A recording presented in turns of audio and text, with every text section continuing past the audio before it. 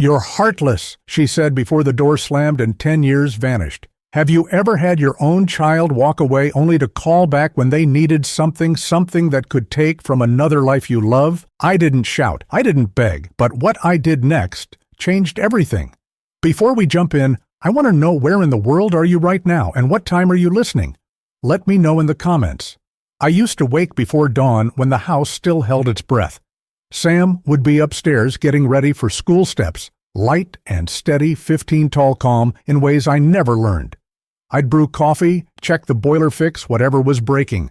Routine kept me from thinking about Emily. People in Bangor stopped asking about her years ago. Small towns forget what they can't fix. Still, whenever someone mentioned family, a pulse hit behind my ribs. I'd smile, keep hammering, pretend the word meant something simple. That afternoon, while patching a tire for Mr. Ralston, my phone buzzed. Unknown number. I almost ignored it. Then, instinct made me answer. "Is this Mr. Hale?" a woman asked. "This is Portland General Hospital. Your daughter's in critical condition. We need consent for surgery." The wrench slipped from my hand. I said nothing. She repeated, slower, careful. I understood too well. Emily. I hadn't heard her name in years, not since she said she never wanted to see me again and left her son at a shelter, the same boy who now sat at my table each morning asking about algebra and baseball. "I'll drive down," I said. My voice sounded foreign. The hospital smelled like every other, sterile and worn. A doctor met me, young, polite. "She needs a liver transplant. Her best match is her son." I heard him, though the words felt distant. Emily's old voice echoed, "You'll never understand me." She was wrong. I'd understood too much. She always ran toward pain, as if it proved she was alive. I asked where her room was. She looked smaller than memory allowed, gray skin tethered to machines. When the nurse adjusted her blanket, her eyes fluttered open. She recognized me. "Dad," she whispered, and something in me cracked open. I sat beside her, unsure why. Maybe habit, maybe guilt.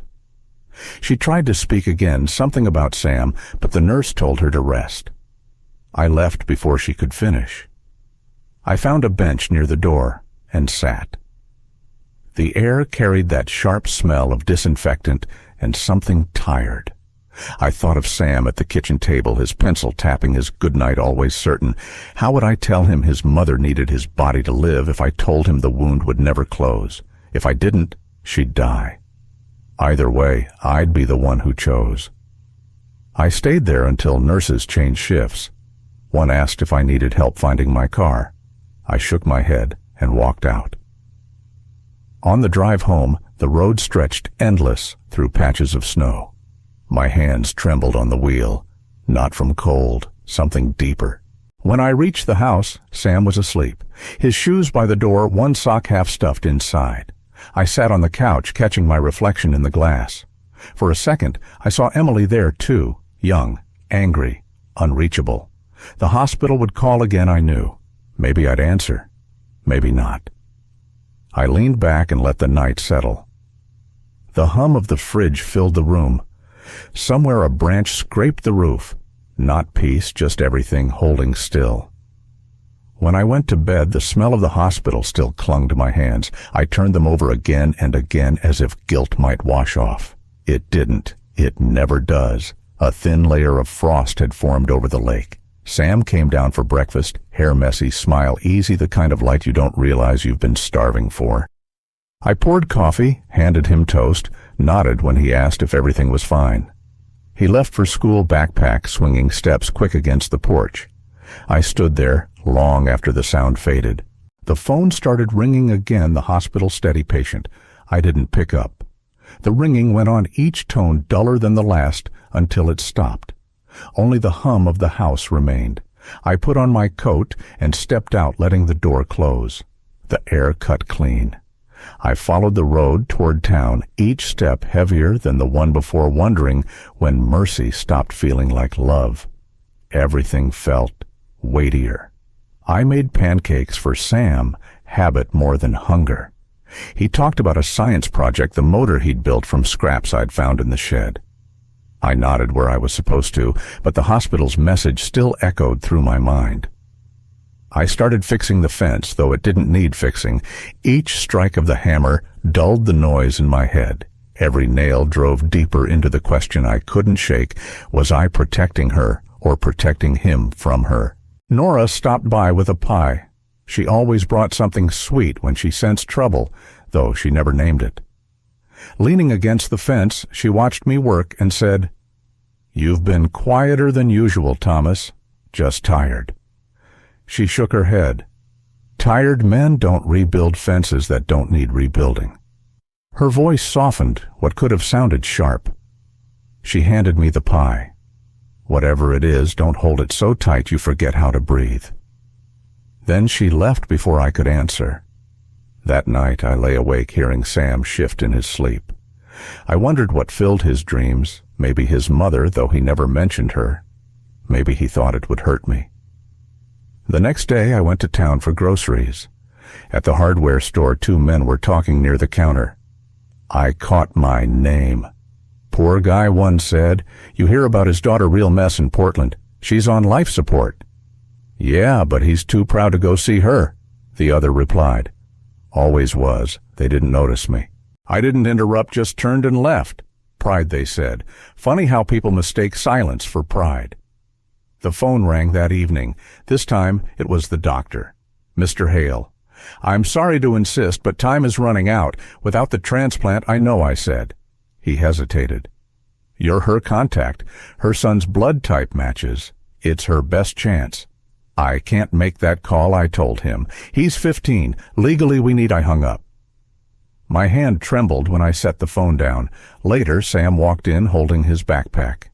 "Grandpa, do you know a woman named Emily Hale? Someone at school said she's my mom." The words landed hard. "Who told you that? Some kid. His uncle works at the hospital in Portland. He said she's sick." His eyes searched mine. "Is it true?" I tried to speak, but nothing came. He waited, patient in that way children shouldn't have to be. "It's complicated," I said. He dropped his bag. "You always say that when you don't want to talk." "I'll explain when it's time." He stood there. "Okay." He went upstairs. The house felt hollow again. The pie sat untouched on the counter. I thought of how many times silence had saved me, how many times it had ruined everything. Emily had hated that part of me, the man who never said what he felt until it was too late. The phone rang again the next morning. I let it go to voicemail. "Please, Mr. Hale, the doctor said we need your consent. She doesn't have much time." I deleted it. The lake shimmered calm on the surface, though I knew how cold that water ran, how easily it swallowed things.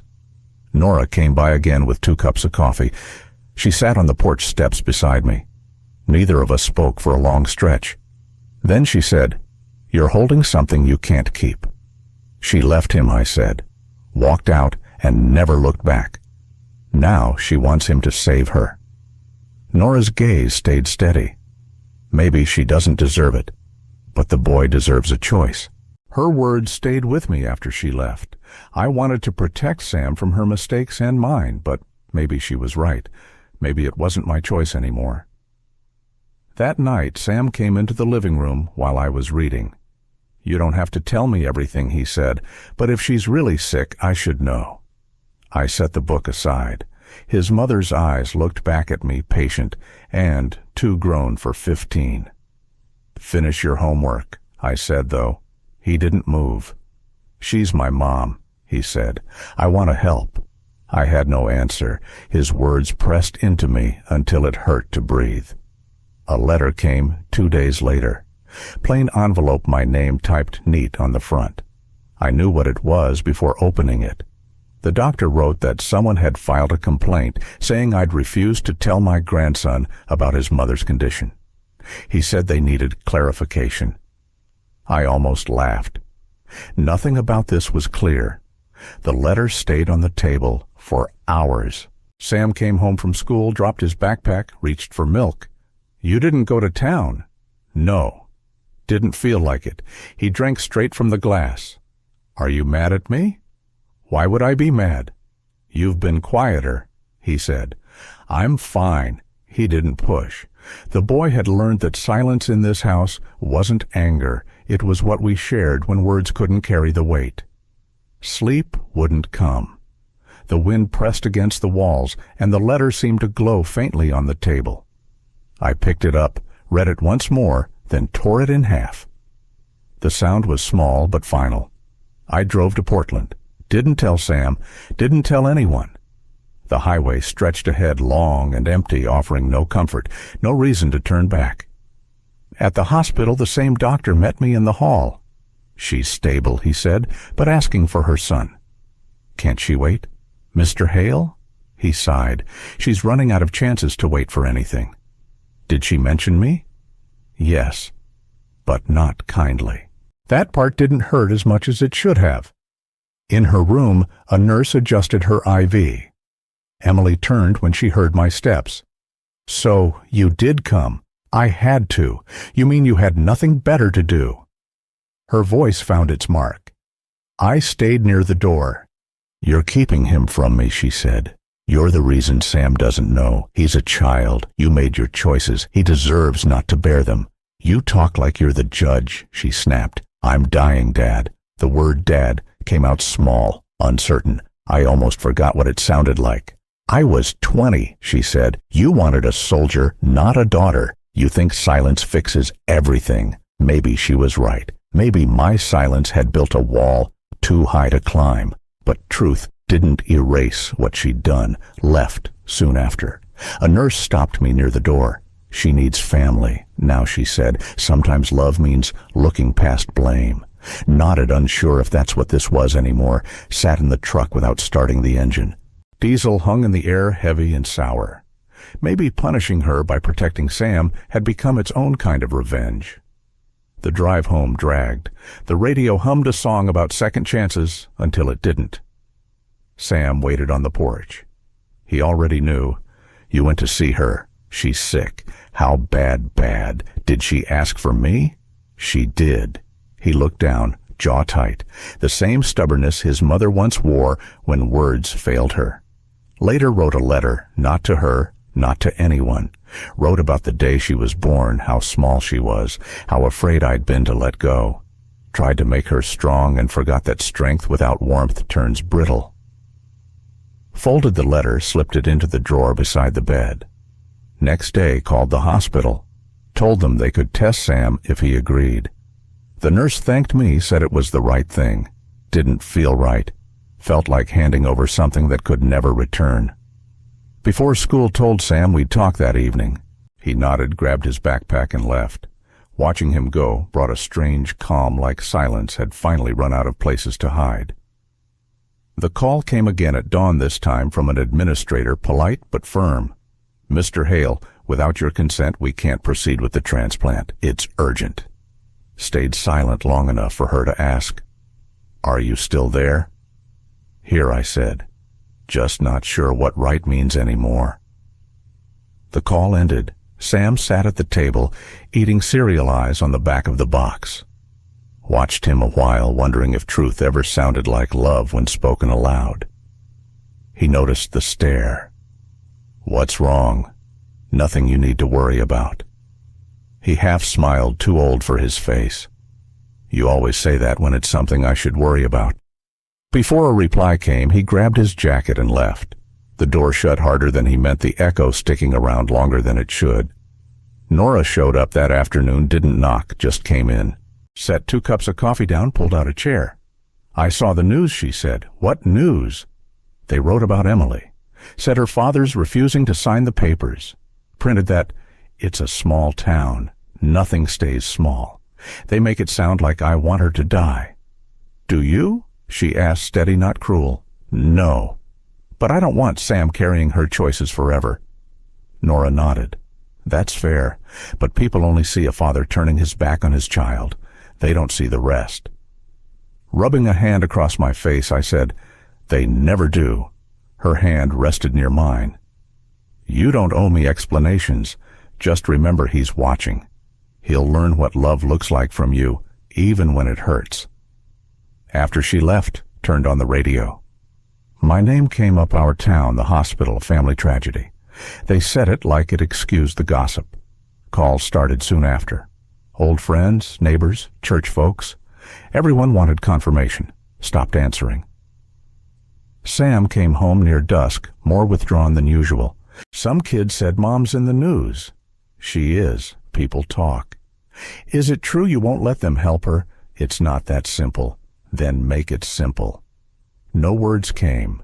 He walked off plate, untouched. The ceiling creaked as he paced upstairs. Funny how fast a house turns into a courtroom, how stillness sounds like guilt.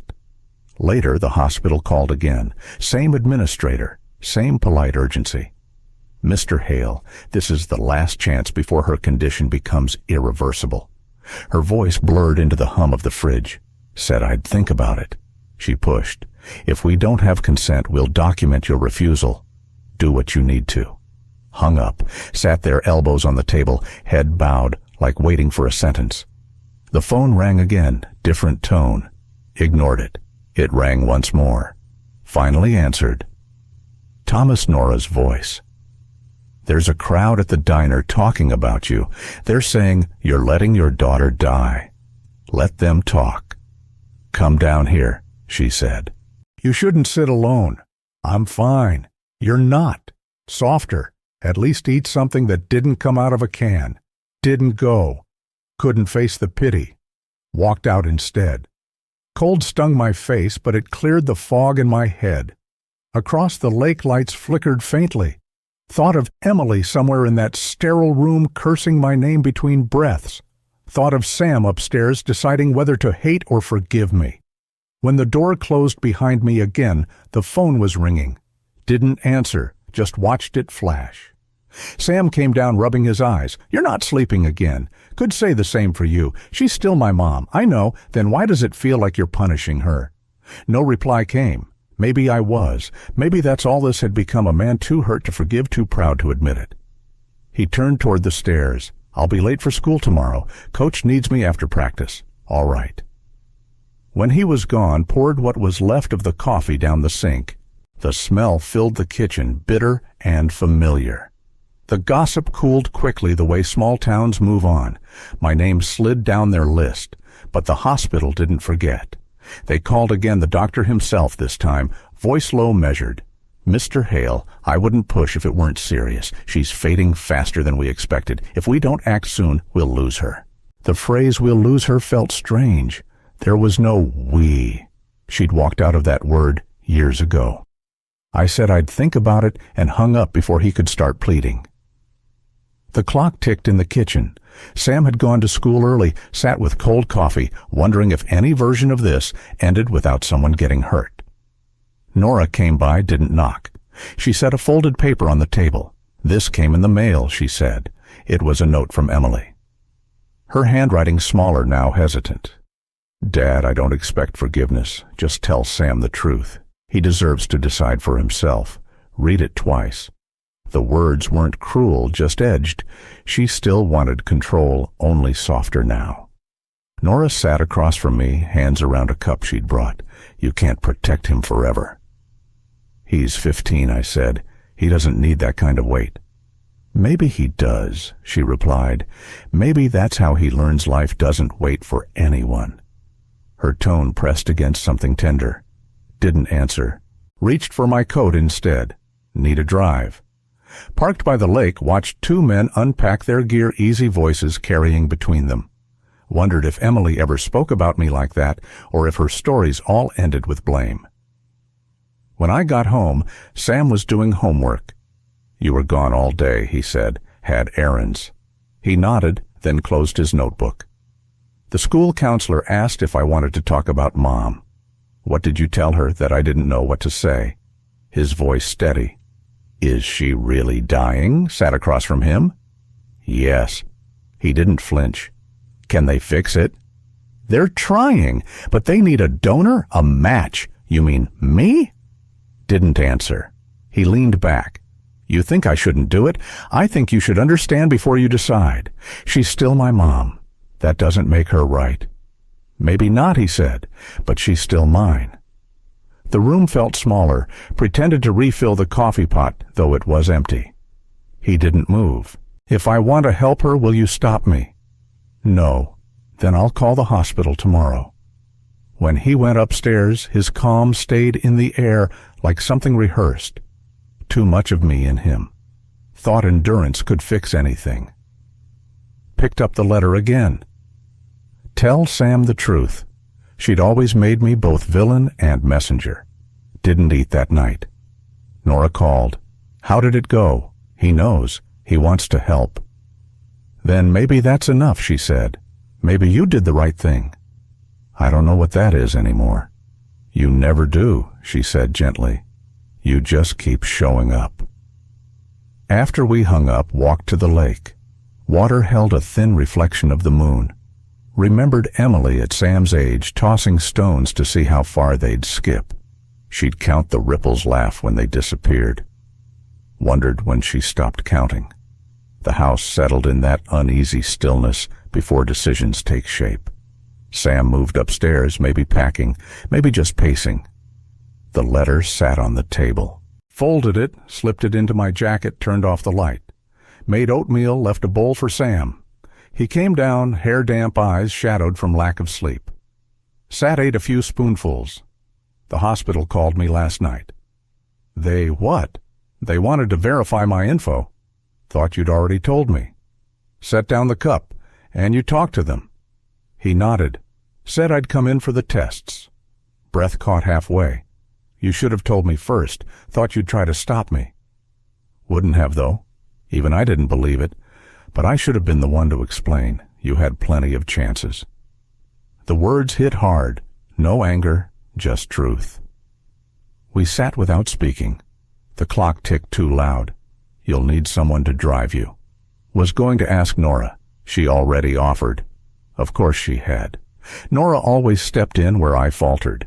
The house felt small, so went out to fix the gutter, though it didn't need fixing. Each strike of the hammer steadied what words couldn't. Nora's car pulled up. She waved. He's ready. You sure you don't want to come? I'm sure. He's scared, Thomas. Won't say it, but he is. Then it's better if I'm not there. He needs to believe it's his choice. She studied me. You've got a strange way of loving people. Only way I've ever known. They left.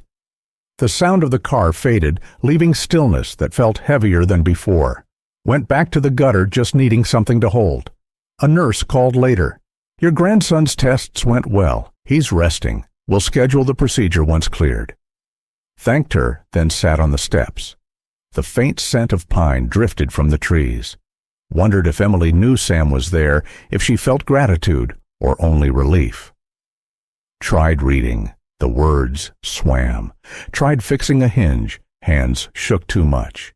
Every sound, the creak, the hum, my breathing felt louder than it should. The phone rang again.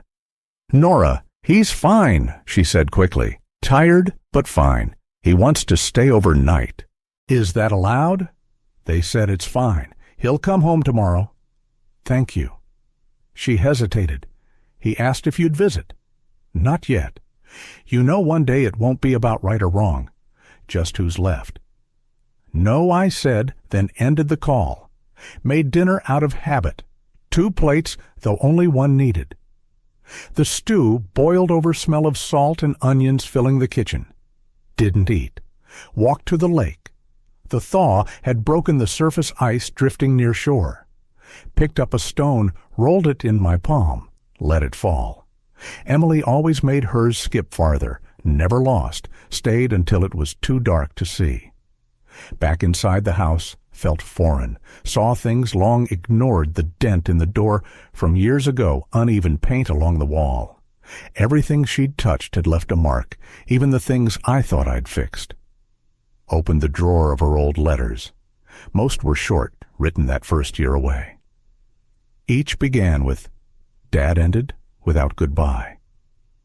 Read a few lines, put them back. Some memories belong folded. Thought about calling Nora, but didn't.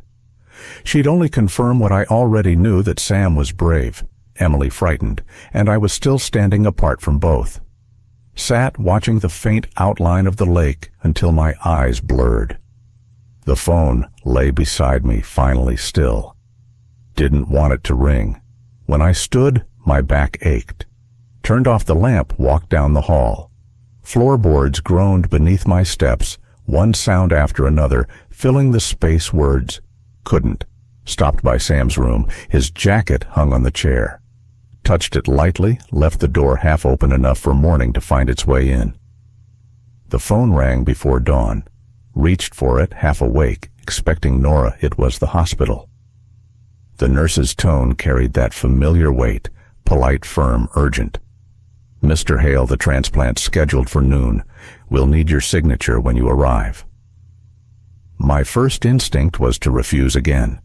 Words gathered ready to fight back, but nothing came. Said I'd be there instead.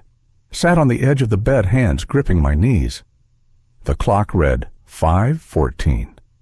The sky hung dull and gray, not quite night, not yet day. Listened to the hum of the heater, the sound that keeps a house alive when no one else is. Made coffee, though the thought of drinking it turned my stomach. The mug trembled in my hand, the same faint shake that started the day Emily left. At 8, Nora called. "I'm driving to Portland. Sam's already there. Want me to pick you up?" "No, I'll take my truck." "Thomas, you shouldn't drive when you're like this. I've been worse." She paused. "We'll meet you there." The road felt longer than ever. Every mile stretched each sign, another reminder of how small choices grow into years of consequence. Parked near the entrance, sat a minute staring at the building before going in. Everything smelled too clean. People moved with purpose, knowing exactly what to do. Signed the forms, asked where Sam was. He sat upright in bed, pale but steady. "They said it's a good match. That's what they said about me, and your mom once slipped out before I could stop it." He met my eyes, calm. "I'm doing this because I want to, not because she deserves it." "I know. That's what scares me." Sometimes doing the right thing hurts anyway. He sounded too old for 15. Wanted to tell him he didn't have to carry wisdom yet, but the words stuck. Emily waited elsewhere. The nurse said she'd asked for me. Told her I was here, but didn't want to see her before surgery. Couldn't. Not while Sam was giving her what she'd once thrown away. Time drifted. Nora sat beside me, knitting something green. "You don't have to stay," I told her, "and leave you here alone. Not happening." Closed my eyes, tried to rest. The shuffle of carts and low voices merged into one restless sound. Then came the words over the intercom, "Surgery in progress." Nora's hand rested on mine. Didn't move away. Let the silence settle, the kind that feels like prayer without words. When the surgeon appeared, he said both were stable. "You can see your grandson soon." Relief didn't come. Gratitude and grief pulled from opposite sides. Sam slept, chest rising, slow tubes tracing his arms. Pulled a chair close but didn't sit. Watched him breathe, this boy, giving life to someone who'd once taken it from him. "Your heart's bigger than mine," ever was whispered. Went to see Emily. She was awake, her voice thin. "He did it, didn't he?" "He did." Tears pooled. "I don't deserve it." "You don't," answered softly. "Then why did you let him?" "Because he needed to know who he was. Maybe I needed to remember who I used to be." She turned her face away. "I'm sorry." Didn't reply. The words came too late to change anything. A nurse entered, checked her vitals. Emily's hand twitched, reaching but stopping short. Watched her drift to sleep, then stepped into the hall. Nora waited near the vending machines. "How is she alive? And him stronger than both of us?" She nodded. "That's usually how it goes." We walked toward the exit. The sky had gone flat gray again. The cold felt steady, real. Couldn't tell if it was peace or exhaustion, only that the weight had shifted. Before starting, the truck glanced at the building. 2 rooms, 2 breaths, same blood, shared again after all those years. It didn't feel like closure, just another kind of beginning. Nora asked if I was ready, nodded, and drove off. The hospital had already settled back into rhythm footsteps, squeaking carts, the blended hum of work continuing.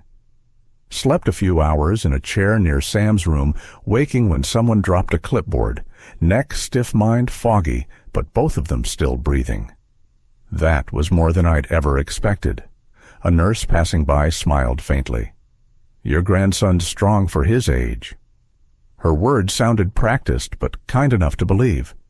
"Can I see him?" "Only for a few minutes." Sam was asleep, pale but peaceful, his hair sticking up at the back like always. The doctor said he'd recover well, thanked him though the words felt automatic. The room held a kind of stillness that didn't ask for comfort, just company. Nora waited in the hall with a paper cup. "You look like you've aged 10 years, she said. "Maybe I have." She passed me the cup. "Emily's awake." "You going in?" Hesitated, then found myself walking before I'd decided. Emily's room was small, sterile, filled with machine hums. She looked smaller than I remembered, though. Her eyes were sharper, like she'd finally stopped running from herself. "You came back," she whispered. "I didn't leave. You didn't stay either. We let that hang." She fussed with the blanket edge. "Did Sam make it through?" "He did." A tear slipped down, brushed away quickly. "He shouldn't have." "Then maybe you should have thought about that 15 years ago. "I know," she said, steady now. "I've had a lot of time to think. Thinking doesn't fix much. It's all I can do," her voice thin. "I never stopped missing him or you. I just didn't know how to come back." There were 100 replies, some cruel, some kind, but none worth saying. "He doesn't blame you. Then he's better than both of us." Her eyes closed, not from sleep, but surrender. Stayed a while, long enough to learn forgiveness rarely sounds like it does in stories. Sometimes it's just two people breathing the same space after years apart. Found Nora later in the cafeteria, a sandwich untouched before me. "You did what you could," she said. "That's what people say when nothing's left to fix. You think you failed her. I did. You also saved her life. Sam did that, and he didn't ask what she'd done. Maybe he learned that from you. Patience, maybe.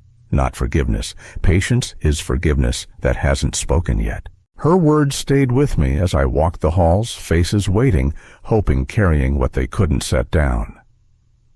By dusk, the doctor said Emily would recover if no complications came. His tone was clinical, practiced. I thanked him again. Sam was awake this time, eyes half open, a faint grin. "Hey, Grandpa." "Hey, kid. Did it work?" "Looks that way." "Good. Didn't want it to be for nothing." "It wasn't." "She's awake. She'll listen to you better than me," he murmured. "Not sure that's true." "True enough." He turned away, already drifting. "She told me before surgery she hoped I wouldn't end up like her." No reply came. His breathing steadied before I found one. Nora met me near the vending machines, handed a pack of crackers. "Eat something," she said. "I'm fine. You're not. That's all right." We walked down the corridor together, the rhythm of our steps filling what words couldn't. Stopped by Emily's room again. She was half awake, murmuring something I couldn't catch. Left a note on the tray. "He's safe. You both are." The night was cool. Sat on a bench near the entrance, watching people come and go, each carrying their own small story of regret or survival. Nora joined me with 2 cups. "You're not driving home tonight, are you?" "Maybe later." She didn't argue. We sat, the taste of burnt coffee between us. Maybe this was what forgiveness looked like. Not tears or speeches, just stillness. When she stood, she said, "He's going to be proud of you one day." Maybe. Stayed where I was, listening to the doors open and close, ushering other lives in and out. The sky was pale when I woke, must have drifted off in the hospital chair. My back ached, mouth dry, hunger, a dull ache I didn't bother to answer. Machines hummed softly, footsteps passed beyond the curtain. Sam stirred beside me, eyes opening slow, the kind of tired that doesn't come from sleep, but from what led to it. "You're still here," he said, voice rough. "Didn't feel right leaving," I said. He gave a faint smile. "She asked for you." "Emily!"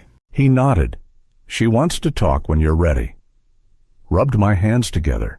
Ready isn't a word I understand anymore. He gave a soft laugh. Maybe that's the point. A nurse came to check his vitals, and I stepped out. The corridor carried that familiar mix of antiseptic and burnt coffee. People passed by, families whispering, a janitor with his cart, a doctor tapping at a tablet. Everyone moving through the same space, carrying storms they didn't show. Emily's door was half open.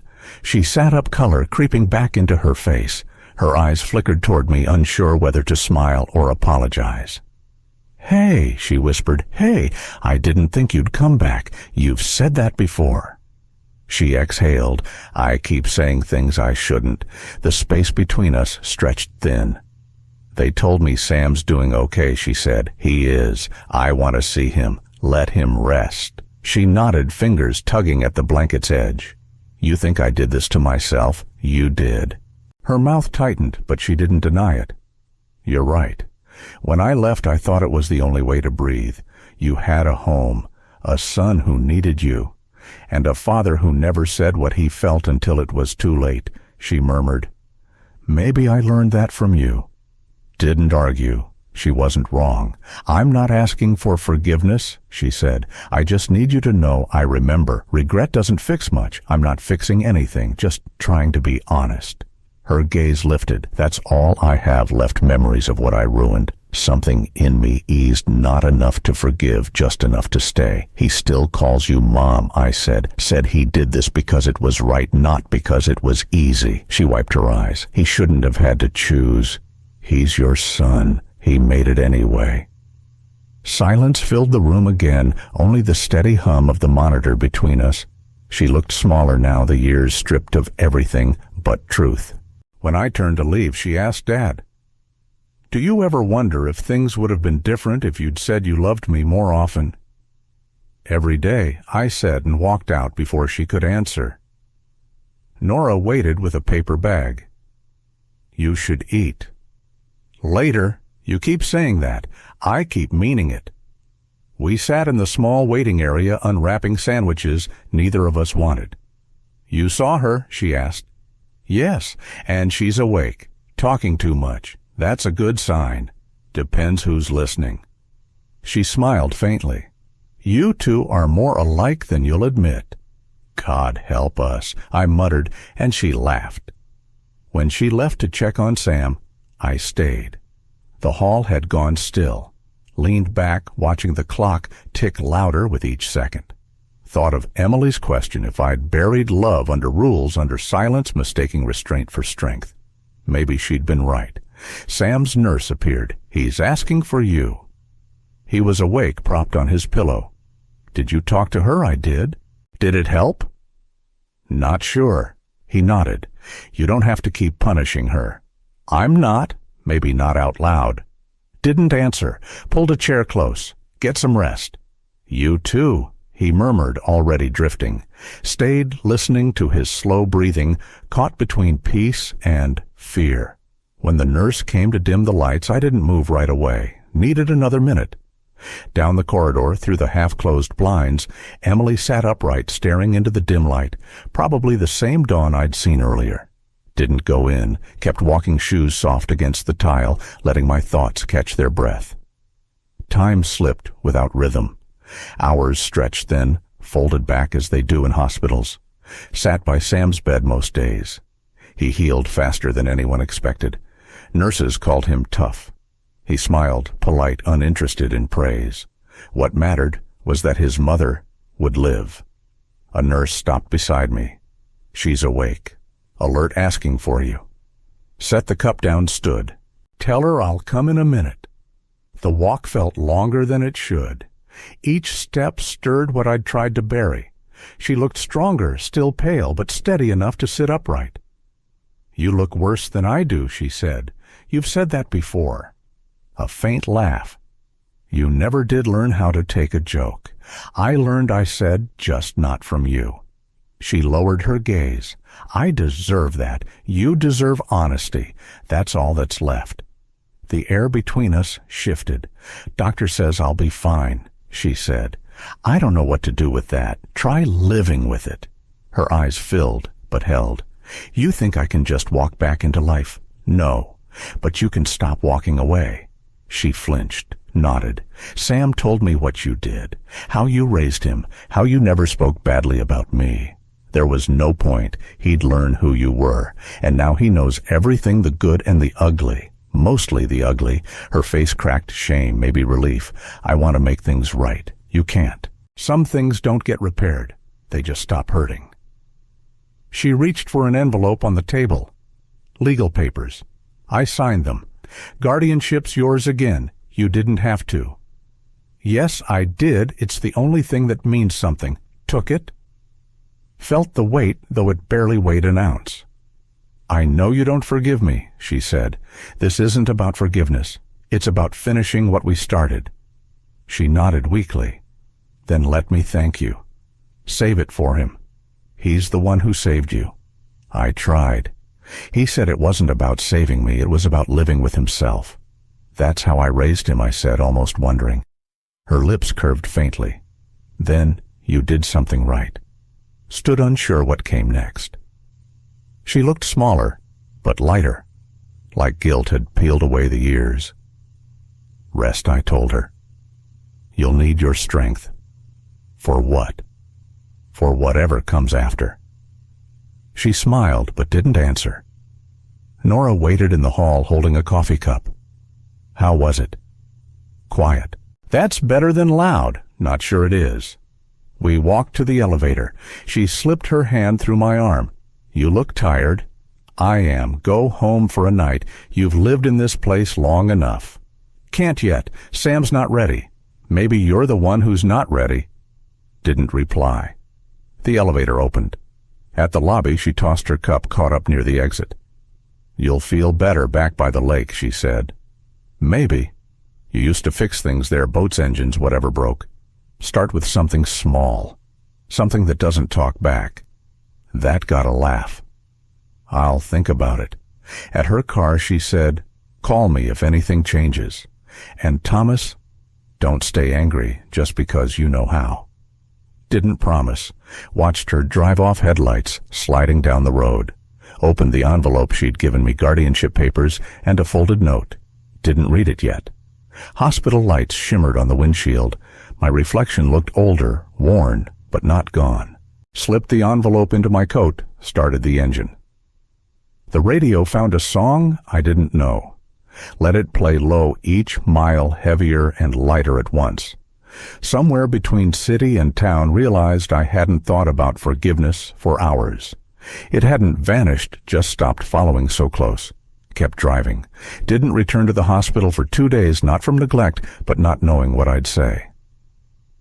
The envelope sat untouched on the counter. Every time I passed it, my hand twitched to move it, but I let it be. Sam called both nights. First to say the doctors had her walking short distances. Second, just to ask if the truck still made that knocking near second gear. Told him it did. That was enough. Nora came by on the third day. No knock, just stepped in with 2 cups and a paper bag that smelled faintly of cinnamon. You're hiding, she said. I'm resting. You don't rest. You brood. She set the bag on the table and sat across from me. She asked about you again. I'm sure she did, Thomas. Her tone softened. You did what you had to. You don't owe her more than that. I looked at the counter at the envelope that hadn't moved. Maybe not, but I owe something to myself and I can't figure out what that is yet. She reached for her coffee. Sometimes you don't owe anyone a clean ending. You just leave things where they fell. I've left too much already, I said. She didn't answer. The silence between us wasn't heavy anymore. It just sat there, doing what words couldn't. Later drove back to the hospital.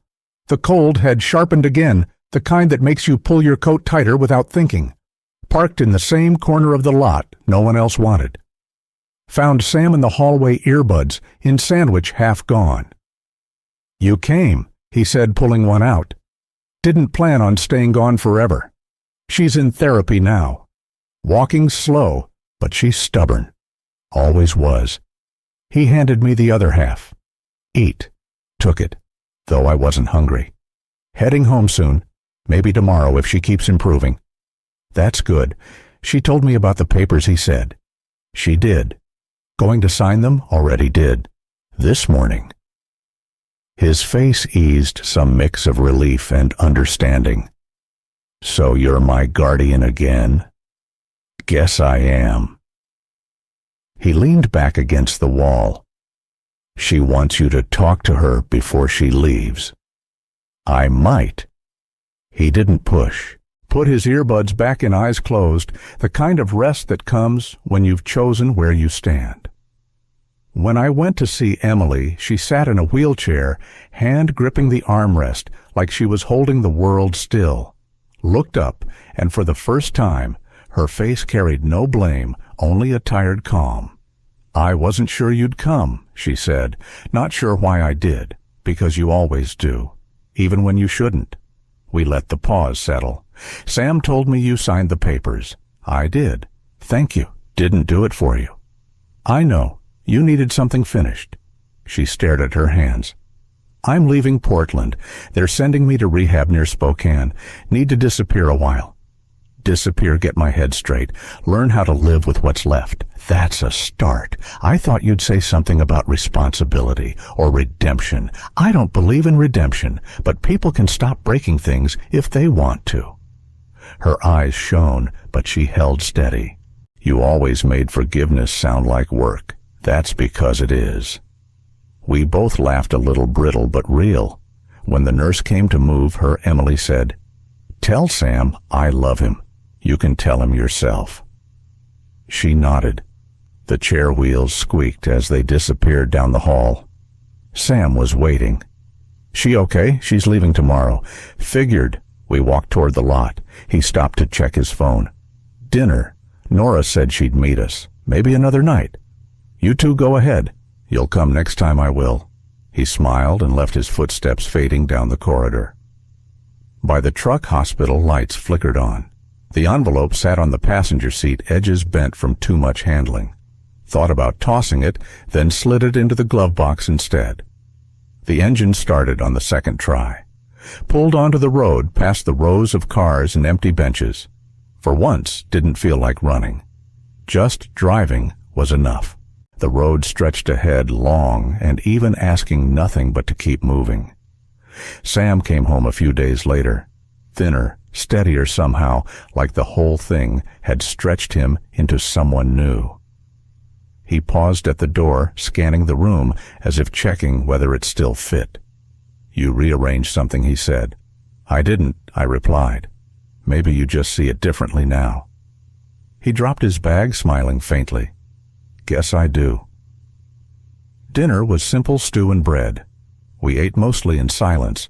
Sometimes that carried more truth than talk. Halfway through, he asked, She called you, didn't she? She left a message. What did she say? She made it to Spokane, settling in. Said she'll write. Are you going to write back? Haven't decided. Maybe you should, even if it's just to say you got it. He said it gently, already knowing I wouldn't. I didn't answer. After dinner, he went upstairs, probably to call friends. I stayed at the table, staring at the plates, replaying her voice in my head, smaller now, unsure, nothing like the girl who once slammed doors and swore she'd never need anyone. Sleep didn't come. Sat in the living room with the TV murmuring, low blanket across my knees. My hands found the drawer with her old letters, spread them out on the coffee table. They smelled of dust and time. One held a photo, Emily at 10-2, teeth missing, grinning like the world had no edges.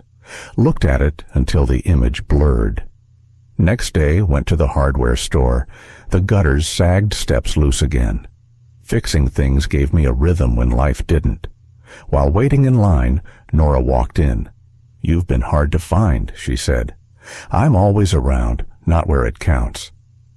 She set down a box of light bulbs. How's Sam stronger? And you still figuring it out. That's better than pretending you already did. We left together. She glanced toward the lake. You ever think about leaving? Not once. It's the only thing that still feels honest. Maybe that's enough, she said, hands deep in her coat pockets. When I got home, Sam was on the porch, with a notebook open, pencil moving slow. Writing something, a letter, he said. To who? He shrugged. Her. Figured if she writes, I should too. I nodded, words caught somewhere between my chest and throat. We spent the afternoon fixing the steps. He measured, I hammered. The rhythm was steady, the sound of wood and nail learning to hold again. He paused. You think she'll come back someday? Maybe. People don't always come back in person. What do you mean? They show up in how we act, what we forgive, what we stop carrying. He nodded, went back to work. By dusk, the steps held firm. Looks good, he said. It'll last. The answering machine blinked. Sam poured 2 glasses of water and handed me one. Want to listen together? Pressed play. Emily's voice wavered, then steadied. Dad, I don't know if this is the kind of message you want. I'm okay. Still in rehab. Started walking farther today. The doctors say I'll be back to normal soon, whatever that means. Sam wrote me. He sounds happy. You did a good job with him. A pause. I know we won't be what we were, but I hope someday you'll let me visit. Not for me, for him. I'll understand if you can't. I just needed to say it out loud. Then it ended. Sam looked at me. You gonna call her back? Not tonight. He didn't ask why. Gathered the dishes, started washing. I sat there watching the phone, listening to nothing. When the water stopped, I stood, replayed the message. Her voice sounded smaller, fading like she was walking down a long hall. I didn't erase it. Later, when Sam went upstairs, stepped out to the porch. Across the lake, a dog barked once and stopped. Leaned against the railing, letting the night breathe around me. The message light blinked steady and small, the only thing still moving in the house. I left it on. Days found rhythm again. Coffee Sam, leaving for school, the hum of the house, settling once the door shut.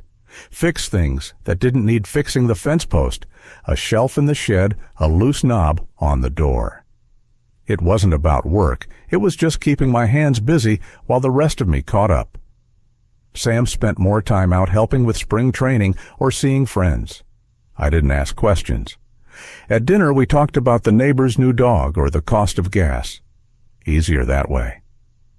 Came home one afternoon to a letter on the porch, my name in Emily's hand, smaller, but still sure. Stood there before picking it up. Written from Spokane thick envelope, she'd always used too many words where silence might have done. She thanked me for signing the papers, for raising Sam, for not letting her disappear from his life. Said she was learning to live differently, counseling, volunteering, keeping busy so she wouldn't fall apart again. I'm not asking for forgiveness, she wrote, just a chance to keep trying. I hope someday we can sit in the same room without ghosts taking up the space. Read it twice, set it on the counter, thought about writing back, but didn't know what to say that wouldn't tear the wound open again, left it there beside the unwashed mug. That evening, Nora stopped by.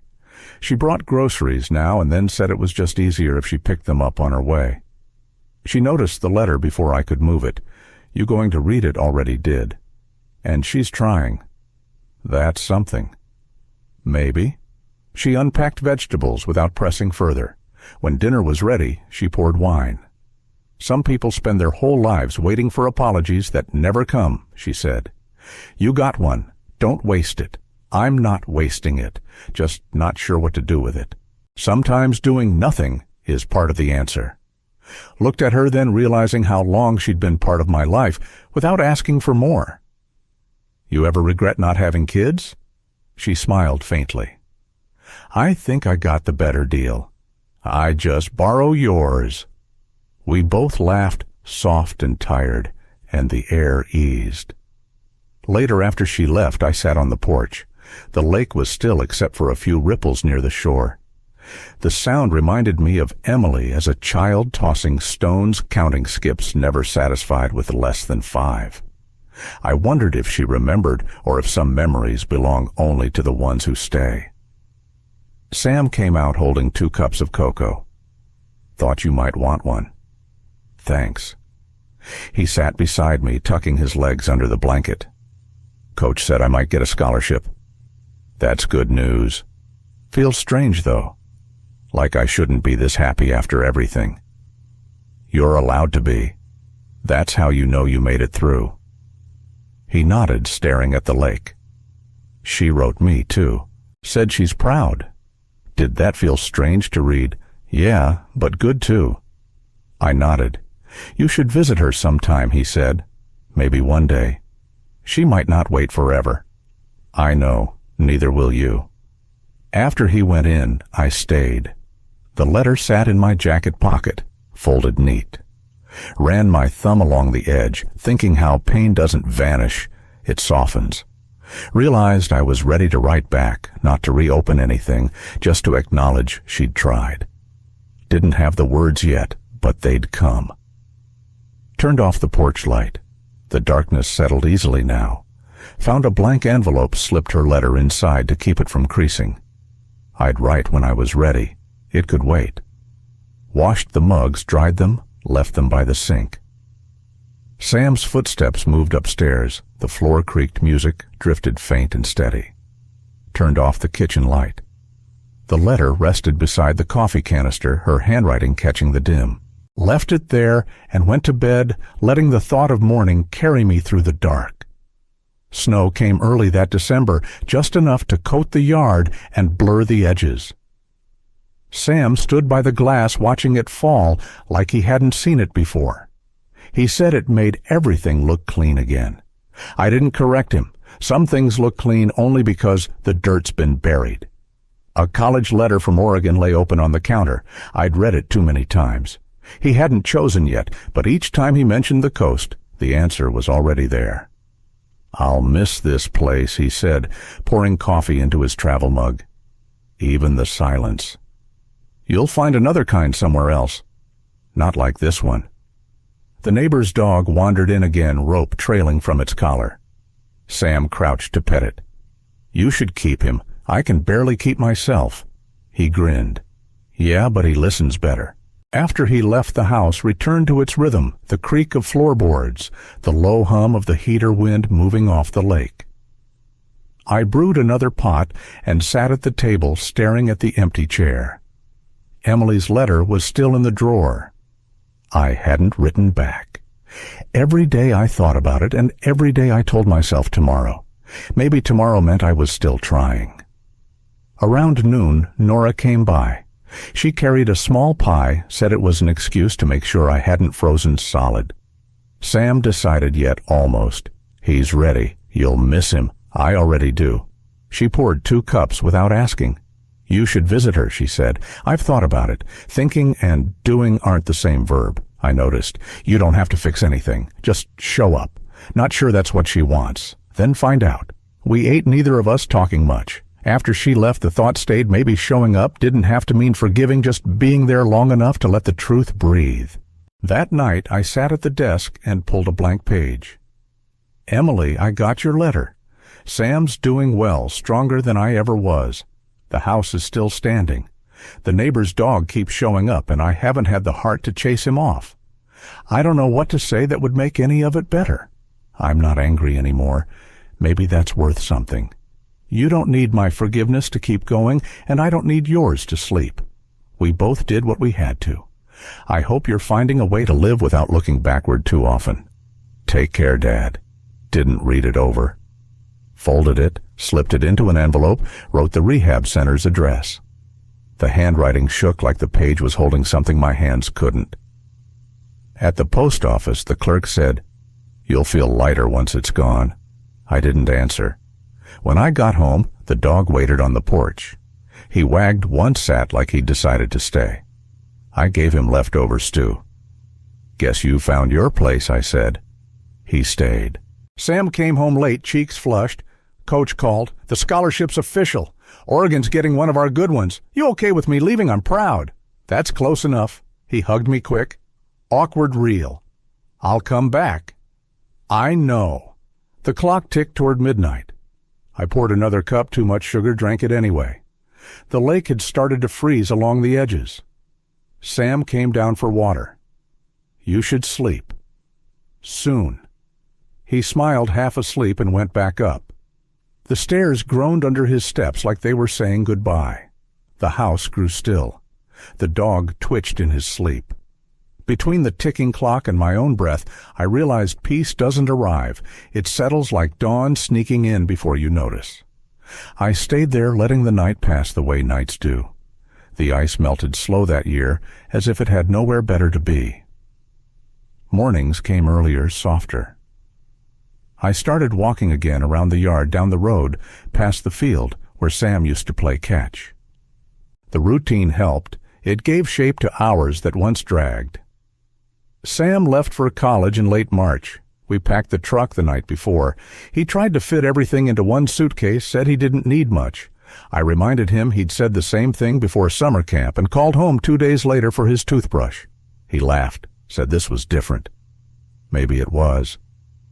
When he left, the house felt still.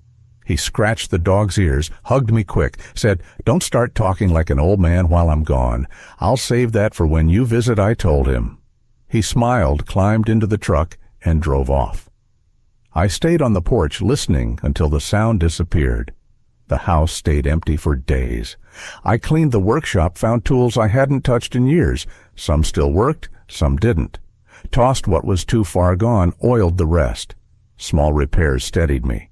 You can't fix the past, but you can fix a hinge or a cracked handle. It's not the same, but it keeps your hands moving while your heart figures the rest out. A week later, a letter came from Emily, short, careful. "I read yours 3 times before finding the courage to write back," she said. "I don't know if I'll ever deserve to sit in the same room with you again. Tell Sam I'm proud. Tell him I think about you both every day." I read it while the coffee brewed, then pinned it to the corkboard beside grocery lists and a photo of Sam with a trout he'd caught at 10. Her handwriting looked smaller next to all that life, but it felt right there, something that didn't ask for forgiveness, just a place to belong.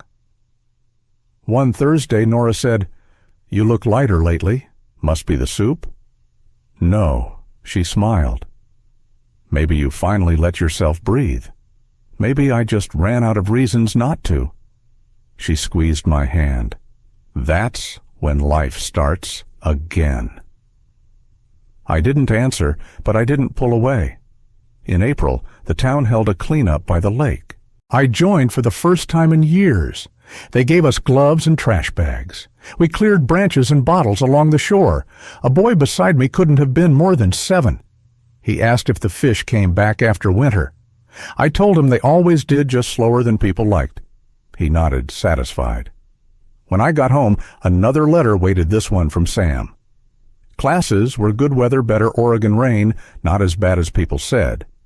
I joined a volunteer group teaching kids how to fix things, he wrote. Feels right. Guess it runs in the family. I laughed reading it. Maybe it did. As weeks passed, the days stopped feeling so long. I started sleeping with the window cracked, letting the air move through. The dog snored by the door, steady as a clock. I found comfort in that rhythm, the sound of something alive that didn't need explaining. One afternoon early summer, Emily called. Her voice sounded stronger. "I got a job," she said, "at the clinic. It's small, but it's mine." "That's good. I mean it, Dad. Thank you for not giving up. I almost did." "Yeah," she said, quiet now. "So did I. We didn't say goodbye. We just stayed there until one of us laughed and the line clicked off.